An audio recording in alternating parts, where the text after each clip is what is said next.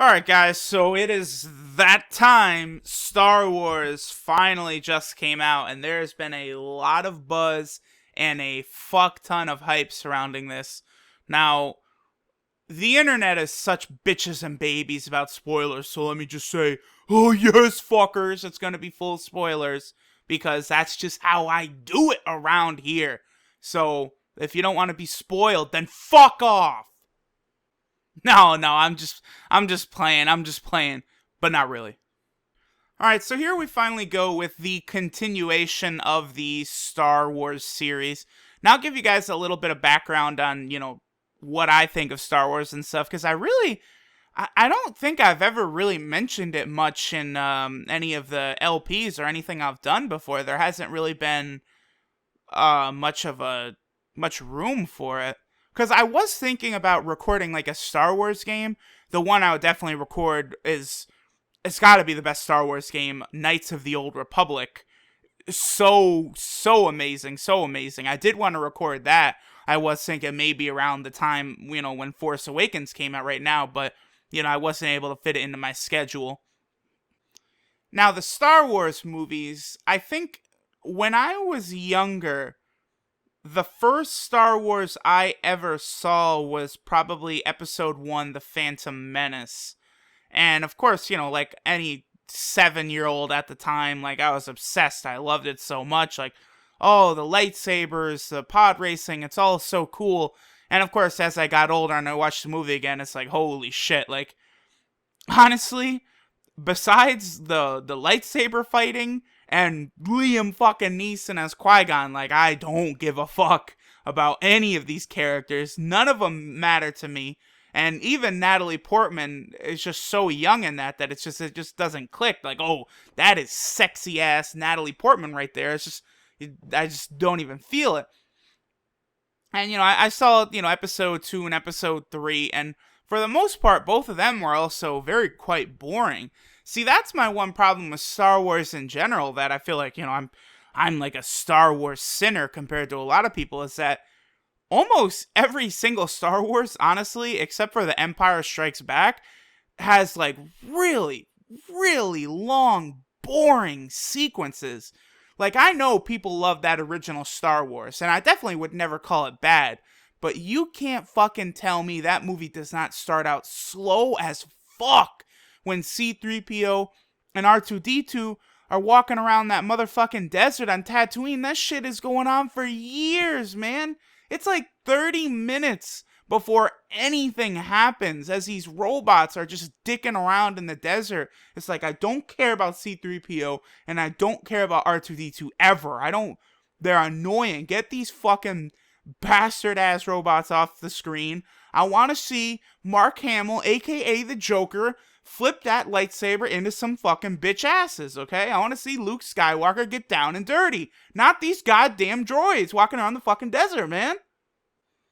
And then, of course, Return of the Jedi has got some, painful sequences with the Ewoks. Really, for me, definitely, like, there's no doubt about it that the best Star Wars movie is, The Empire Strikes Back.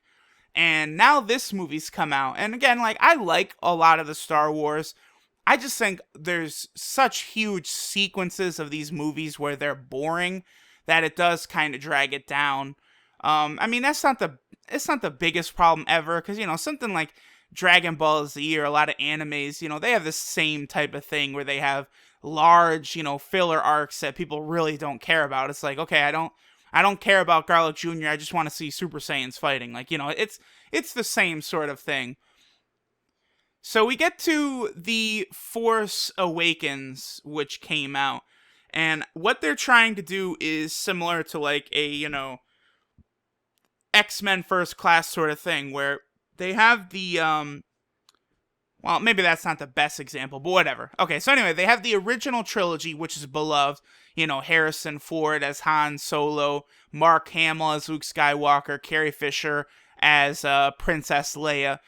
Some very, very good characters. The movies are solid.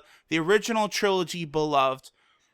Then you have the recent prequel trilogy, which came out in the early 2000s, late 90s, in which you had Ewan McGregor as Obi-Wan. You had Hayden Christensen as Anakin Skywalker.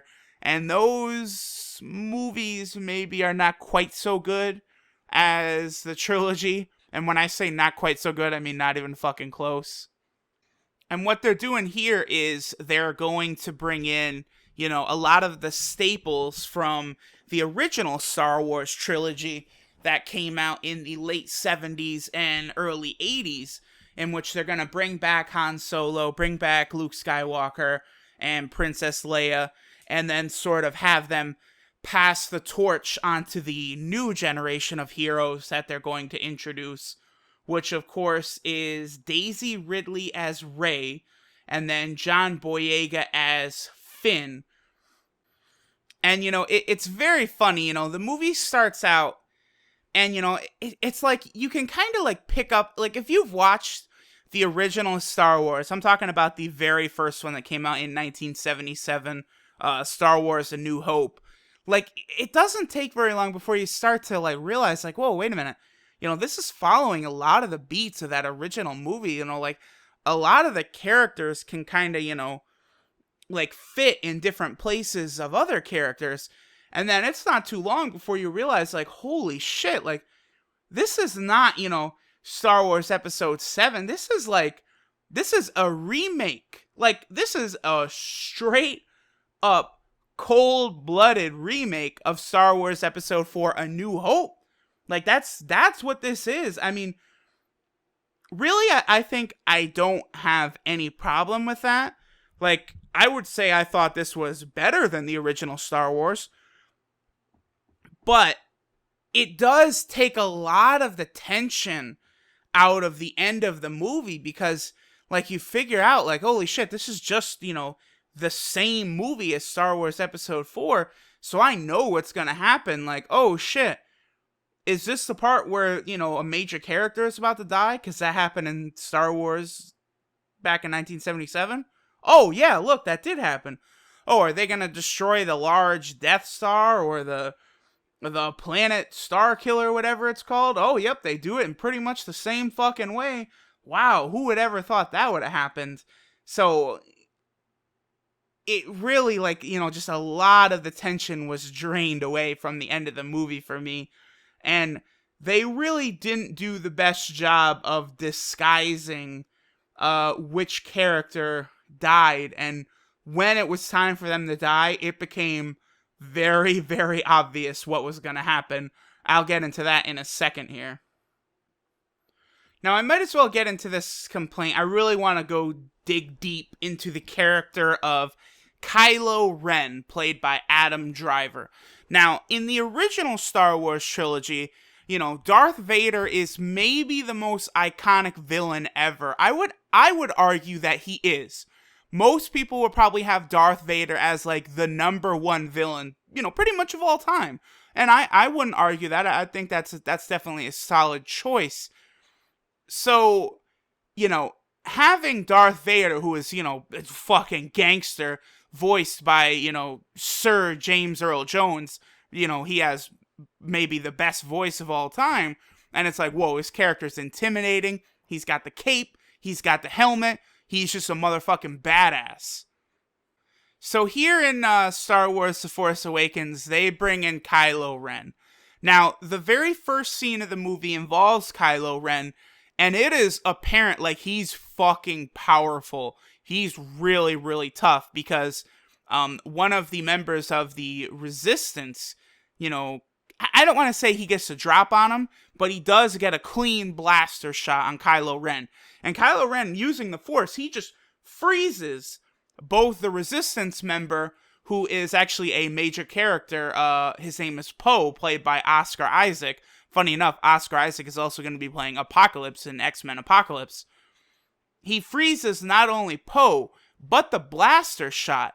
And then they have like a long, I would probably say like a 5 minutes of talking, where that blaster shot is just staying there. And eventually, like, Kylo walks away, everyone walks away, and then finally the blast, like, goes and hits, like, this pillar, and it's like, holy shit, like, he has strength enough to do that. Like, okay, I like this. They're showing this character to be strong. They're introducing him in a menacing way. because he's leading this squadron of stormtroopers.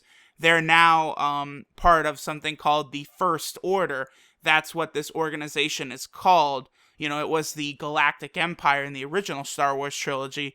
And now, from the ashes of the Galactic Empire, the First Order here has risen up. And they're laying waste to this village because they're trying to find something. Q in the parallels to, A New Hope right here, where same thing, where R2-D2 had info of, Princess Leia's message. Well, here we have this droid. What is the droid called? We have the droid BB-8, which is carrying a location of a map as to where Luke Skywalker is, because right up at the beginning in the opening crawl, like the first thing you see is Luke Skywalker is missing. It's kind of like in Star Wars Episode 3, one thing I know I always loved is that the first line of the crawl is war. So Kylo Ren and the stormtroopers, they're, searching for this map to find Luke Skywalker. Unbeknownst to them, Poe gets his hands on it, gives it to BB-8. BB-8 goes and fucks off. And Kylo Ren, he wants to take Poe, as a, he kidnaps him, and he wants to interrogate him and find out to where the location of this map for Luke Skywalker is. Again, paralleling Darth Vader kidnapping Princess Leia right at the beginning of the first movie. And then right off the bat, just because they want you to know, like, oh, Kylo Ren, he's a fucking badass. I think one of the stormtroopers, the captain, asks him, what do we do about the villagers? And Kylo Ren just goes, kill them all. And then you see the stormtroopers just take this village out. And you're like, holy shit, this is dark right here. Like, they are not fucking around. Kylo Ren, okay, I'm excited. He's strong. His lightsaber, I think the design for that lightsaber is so dumb. How he's got kind of like, okay, so how the lightsaber, you've got your handle, and then the beam, juts out the top, right? Well, he's got kind of like a cross guard. Like, just imagine a cross. And, the long part of the cross is his beam, his lightsaber beam. But both of the two ends sticking out are also beams. And then he's only got the bottom part to hold on to. Now, for me, I think this is dumb only because, this lightsaber cuts through anything. I feel like it's way too easy for, like, him, if he's, like, flipping the blade around or something, like, he could easily cut his fucking arms and hands while, using this sword. Lightsaber, excuse me.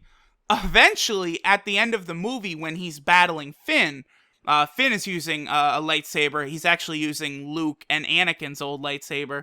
As he's battling, the crossguard part actually does help him beat Finn, because, they're able to get their swords clashed, and he's, like, pushing it back towards Finn, and then his crossguard part is, burning Finn's shoulder. And it's like, okay, cool, that's nice and all, but it doesn't change the fact that the design of the lightsaber is fucking dumb.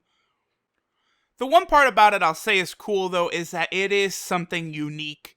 Episode 1 had the double-sided lightsaber. Well, this one's got the, cross-guard lightsaber. Whatever. So Kylo Ren, he gets such a strong opening scene. And then we see him again, as, some members of the First Order, like, walk up to him and they're like, oh, yeah, by the way, sorry, we fucked up. Like, they got away. And, you see him, like, he pulls his lightsaber out and he's just, like, slashing the computer console he's standing at over and over. And the guy, the officer, is, like, terrified. And, like, you're like, oh, okay, so he's crazy, too. Oh, he's powerful, intimidating, crazy, confident. Holy shit, this dude, Kylo Ren, this is good. I'm excited. I can't wait to see Luke fight this dude. But it was all a ploy. Kylo Ren is not confident. He is not a badass. Unfortunately, he's revealed to be a bitch. Yes, because at a certain point, they are able to capture Rey. And it is revealed, in all the promotional work and stuff, that they were always framing Finn. They were always framing Finn as the one who was going to get the lightsaber, and it looked like he was going to be like the Jedi of the movie.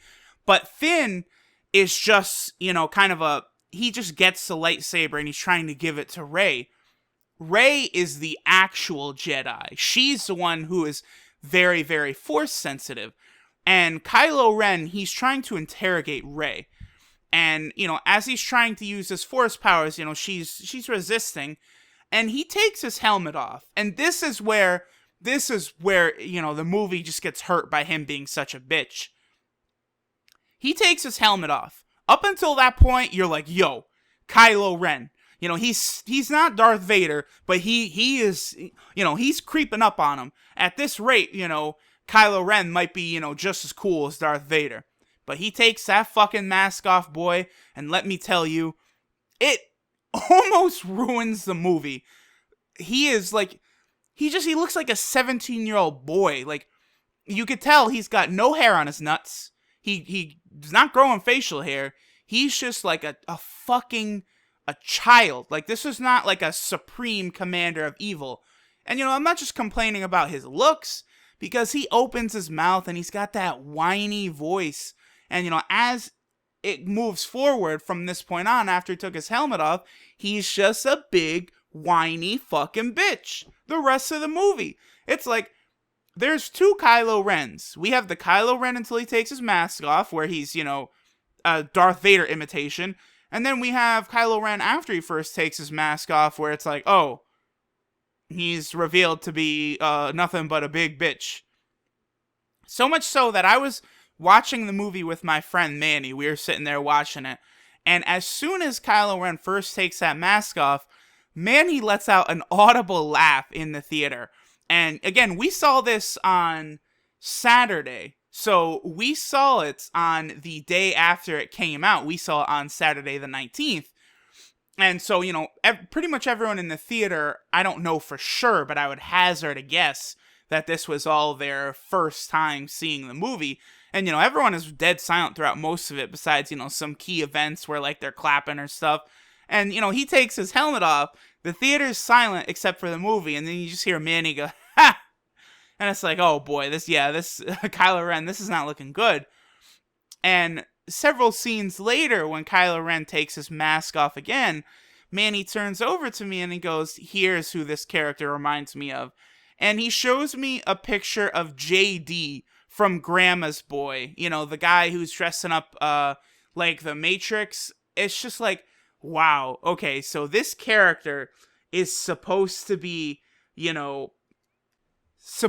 some big-time badass, but, we're actively comparing him to the role of JP played by Joel David Moore, who, in that movie, like, it's just like, he's so ridiculous, and he has no power, no nuts, no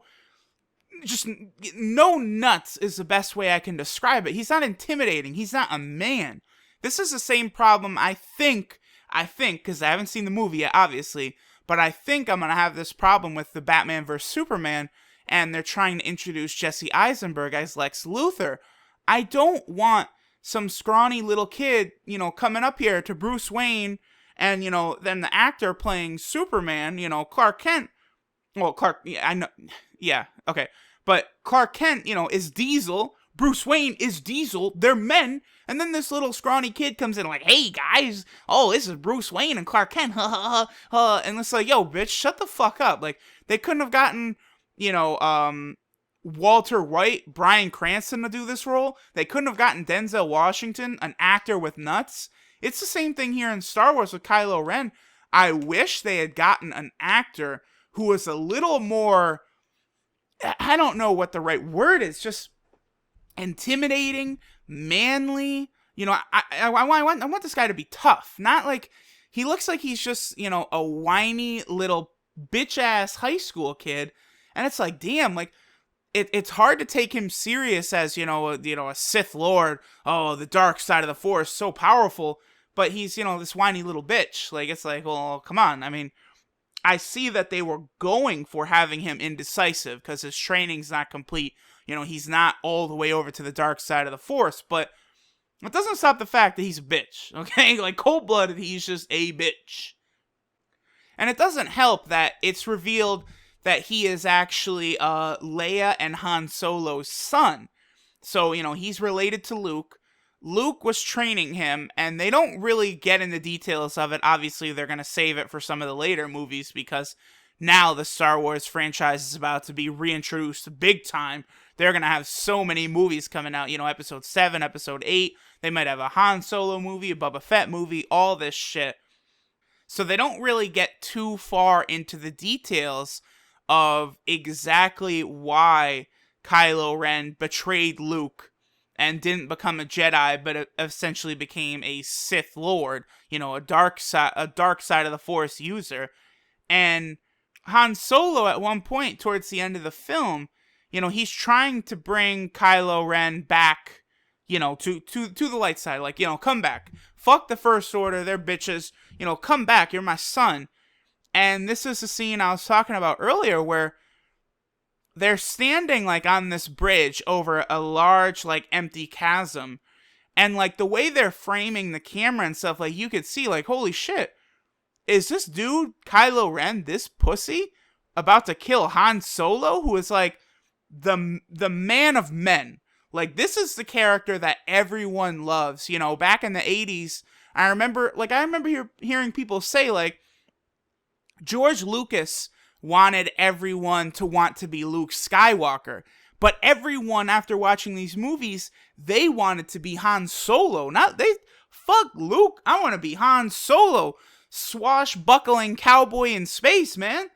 And then they have this character who just has no gravitas on screen, is a pussy, and he just kills his father, Han Solo.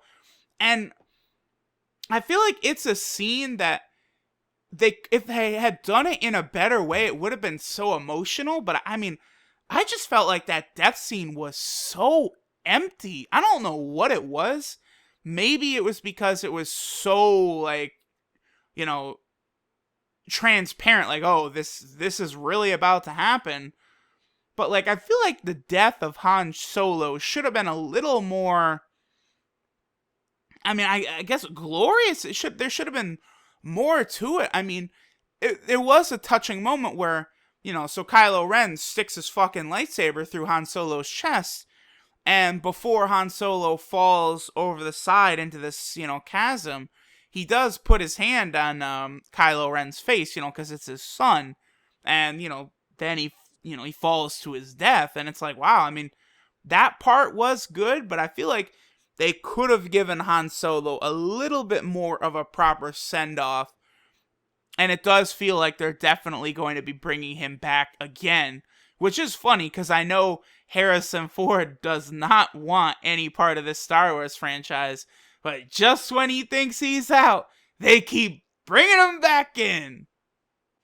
I know it seemed like I've been hard on the movie so far, but besides really just those two problems I have with it, which is, Kylo Ren is a bitch, and then it's more or less a, beat for beat, shot for shot remake of Star Wars Episode 4 A New Hope, I think this movie is very, very good. Definitely amazing. I would say easily it's movie of the year. I definitely liked it better than everything else that's come out this year. It's definitely better than, stuff like Ant-Man, Jurassic World, Spectre.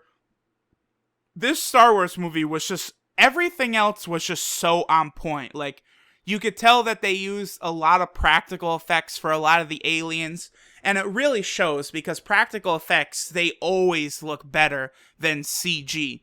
And of course, there is, no shit, there's a lot of CG in the movie, but I would say it's some of the best CG I've ever seen. There was no, facepalm moments like there was in the prequels where it's like, oh boy, like, this is obviously CG. Like, there wasn't a lot of scenes either where it's like, oh, that's obvious green screen. Like, of course, you could spot a couple, but overall, I would say, like, all of the, the shots of the movie, the cinematography, like, J.J. Abrams and Dan Mindel, like, they really were on point. I love the look of this movie. It's very, very, very, very, very solid. And then regarding the two leads of the movie, Daisy Ridley as Rey and John Boyega as Finn, I thought they were both exceptional. This girl, Daisy Ridley, I'd never seen her before, but playing Rey, she essentially is kind of like very similar to Luke Skywalker from the first movie, just, except she's a girl. She's very, I like the way her character moves. Like, to me, she always seems smart. Like, she's not clueless. A lot of times in movies, I get annoyed with, like, clueless characters. Like, she really, there's a lot of new things to her, and she's just handling herself in such a solid way that I just really found myself liking the character. I guess, of course, another complaint that you'd have to have is that, like, it's established, like, how hard it is to handle a lightsaber, how much training you have to, control the Force with any sort of precision. But Rey, I mean, she realizes she can use the Force, and all of a sudden, she's like a fucking master with this shit. Like, holy hell, like, she's, doing the Force persuasion where she tells a guard, like, undo my restraints, drop your gun, and, fuck off. And the guard is like, well, shit, I'm gonna do that. She's able to use the Force power. When Kylo Ren is trying to interrogate her, she's so strong that she's actually able to kind of interrogate him, not the other way around. And that is really what pushes him to all-time bitch level, where he's like, oh my god, she's so strong, this is crazy. And then towards the end, once she finally gets her hands on that lightsaber, and it's like, she's never touched this weapon or anything like that, but she beats the fuck out of Kylo Ren. Like, she beats his ass down. Like, their entire fight. Now, I know they intentionally had, because Kylo Ren he's trained at least, like, quite a bit. He's already one of the leaders of the First Order and stuff. And they set up some key points, I guess, to kind of explain how Rey and Finn, their bumbling asses, were able to beat Kylo Ren, or at least they should have been bumbling. After Kylo Ren hits Han Solo with that lightsaber, Chewbacca he's not right next to him, but he's close enough to where as soon as it happens, he's able to take a shot at Kylo Ren, and Kylo Ren is so focused on Han Solo that he gets hit by the shot. He's not able to block it or deflect it or dodge or anything. So right off the bat, he does have a blaster injury to his stomach before his fight with Finn and Rey starts. And Finn is able to handle his own against, Kylo Ren before Rey starts picking up with the fight. And, slowly they both, they deal injuries to him, and he eventually gets beaten down. And I guess, it's kind of like, Rey was able to beat Kylo Ren because he was already previously injured. They did sort of that kind of plot point. But still, it's like, I don't know if she should have been able to just, be busting out the Force and using the lightsaber so properly with no training, considering it took Luke Skywalker, 3 movies just to turn into a G, like in that last movie? It's like, that's a little tough. John Boyega as Finn, I thought they did a pretty interesting job with him. He starts out the movie as a First Order Stormtrooper. He's with Kylo Ren and their forces when they're taking out that village towards the beginning. And you can see how, he's very hesitant. He doesn't want to kill people. And eventually he switches sides and he helps free Poe. And, they leave the First Order. And I thought, like, with Finn, they easily could have made him just like a straight comic relief character. They could have made him kind of like a bitchy character. Like, there's a bunch of things they could have done, but I would say, like, his actions felt very natural. Like, the way he was constantly acting, I could see his motivation in every scene. He wasn't doing things overly dumb. When he didn't know how to do something, it made sense, after you're showed, what his skill set is, things he knows. So, like, I thought both Finn and Rey throughout the entirety of the movie are a great 2 leads.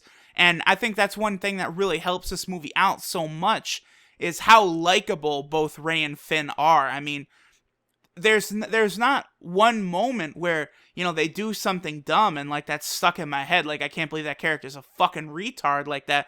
Like, no, like, they're both legit throughout the entire film. And then Poe, he's the best resistance pilot, the best pilot in the galaxy. They mentioned that a bunch of times. He's a very interesting character. He shows up enough that it does seem like he's definitely going to have, quite a few scenes, maybe in some upcoming Star Wars films, because they do, like just the way they have his character kind of moving around, you feel like, oh shit, this guy, he's not gonna just go away. He's in the first scene of episode 8. He's not just going to die in a ship. Like, I feel like we'll be seeing him for a while. Another character that they have here, Maz Kanata, played by Lupita Nyong'o, which is, impressive because Lupita Nyong'o is an Academy Award winner. So that her role, like, is going to be important. And this character that she plays, it's almost kind of like the Yoda fill-in for this movie. And see, that's one thing, is that Yoda was not in the original 1977 Star Wars. So, I guess maybe even it's kind of a bunch of elements from episodes 4, 5, and 6 are in this movie. Definitely, I would say that. And she's kind of fulfilling a role of, like, Yoda. There's some other interesting roles around here, like this guy, Domhnall Gleeson. He's Brendan Gleeson's son. He's playing General Hux. Now, this is another dude who's kind of a bitch. He's obviously supposed to be playing, the Peter Cushing character from the original Star Wars, but he looks like a kid who just got his daddy's old suit and is walking around in it. Like, seems like his clothes don't fit. Again, he's got no facial hair. He's got no power, no gravitas. It's like, that's a shame because, Peter Cushing and Darth Vader in the original Star Wars were both tough. Like, oh, shit. But here, this dude is kind of just like, I mean, you look like a young little bitch. It's already revealed to us that Kylo Ren is a bitch. So just very, very, very weak by the villains. And then there is a third, like, villainous character, Snork, who they show off. Or Snoke. It's Snoke. But Snoke, he's just all CG. It's like a hologram or something. And you see him, he's like this, 25-foot tall hologram. And you don't know if Snoke is, actually like 25 feet, or if he's really, just like a normal, 6, maybe 7 feet tall, which is what he probably is. And he just has, some lines of dialogue where he's like, oh, Kylo Ren, I gotta finish your training and stuff. So it seems like he is, like the leader of the dark side, the Sith Master, who's, bringing all this bullshit, to light here. And of course, they bring a lot of other, characters back. You get C-3PO's back. You see R2-D2, obviously Chewbacca. Chewbacca's really great in the film. I mean, Chewbacca's he's awesome. What can I say? There are actually 2 really, really interesting cameos that, there's pretty much no way you could know until J.J. Abrams revealed it. And that is, Daniel Craig is actually a stormtrooper in the movie. Now, if you guys aren't familiar, Daniel Craig is the actor who plays James Bond. And he is actually the stormtrooper who gets force persuasioned by Rey. And so it is cool to know, like, this one stormtrooper who seems to get a little more dialogue than the rest was played by a big-time actor in Daniel Craig. And then another character who's played by a big-time actor, his name is, like, Unkar Plutt. He's kind of like a junkyard dealer that Rey has dealings with towards the beginning of the film. This guy with, practical effects and CG, the actor playing his character is actually Simon Pegg. And of course, people would know him. He's in the Star Trek movies. He is the Shaun of the Dead guy. He made Hot Fuzz. Really, really funny actor. Funny actor. Very, very talented. obviously I love Simon Pegg. Overall, though, I would say that the movie is very, very solid. I enjoyed it quite a bit. It does have problems, but, every fucking movie has problems. Kylo Ren could have been better. Maybe the plot of the movie could have been a little bit more original. But, the more I think about it, the more I don't really care, because this is supposed to be a Star Wars to introduce it to a new generation of people. We've got kids right now who, their parents might have been, fucking like 5 years old when the first Star Wars came out and stuff like that. Like, those were so long ago. So they're using this as a way to introduce that joy and those feelings from the original Star Wars to a new generation. So thinking about that, like, I can respect what they did with this movie, and especially if episode 8 is, like completely different, like a brand new plot, elements we've never seen before, and it doesn't take a lot from Empire Strikes Back. That could really help, I think, raise the opinion of this movie. Because right now, you do see a lot of people saying it's just a beat for beat, remake of the first Star Wars. But if the second Star Wars is not a remake of Empire Strikes Back, then that, I think, really, people can kind of, like, really see that what J.J. Abrams did, like, well, clearly it was intentional, but that, like, they had a plan behind it. Like, they weren't just remaking the first Star Wars because they didn't know what they were doing. They were remaking it because they had a nice foundation of what to do with this upcoming Star Wars franchise, and they thought that bringing it back to the roots of the very first movie and introducing that sort of feeling to all of the people, like, nowadays and this new generation of kids, that would really help just jumpstart the Star Wars franchise from what was a lot of negativity surrounding the prequel movies, and I would have to say, very well-deserved negativity, too. But yeah, so, at the end, I would say, if you haven't seen it, go see it, even though I just spoiled pretty much everything. It's definitely kick-ass. I mean, go see it. Go see it again. I mean, this movie, as far as ticket sales and stuff, is going to become, like, the biggest movie ever, so, shit, go see it again. Go, go, go.